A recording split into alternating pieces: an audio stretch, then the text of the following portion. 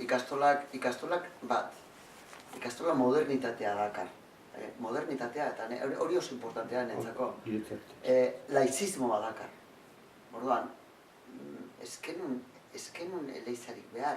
Eta gainera, karo, ikastoletan, Bizkaiko ikastoletan bazegoen aurreko eten bat oso importantea. Eta zan, eleizako edo PNV-ko eskumarekin gelditutako, eta eleizarekin gelditutako ikastolak oso bedeinkatuak zirenak, eta bedeinkaziotik aparte egin zutenak.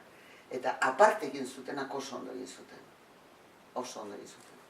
Eta Durangoko ikastola horietako bada, eta Ondarrukoak, eta hainbat herritan, eta Ondarru legio, badira, batzuk posizionatu ziren era batera, leku batera, behar badak ero H-ren kontra edo batuaren kontra joko zutenak, eta beste batzuk ziren batuaren aldekoak, laizismoa, hitz hauek ez ziren erabiltzen, baina, bueno, erlijioarena etzen gaia beste, bai.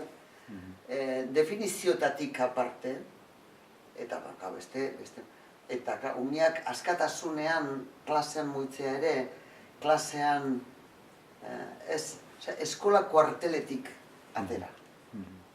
Eskola kuartel zan gurean. Eta ni ospitalean neukan eskola kuartela zan, besterik ez. Danak hilaran, danak batera, danak pentsamendua ekiditea zen helburua. Hemen ez da pentsatzen, hemen egiten da neronek dio dana.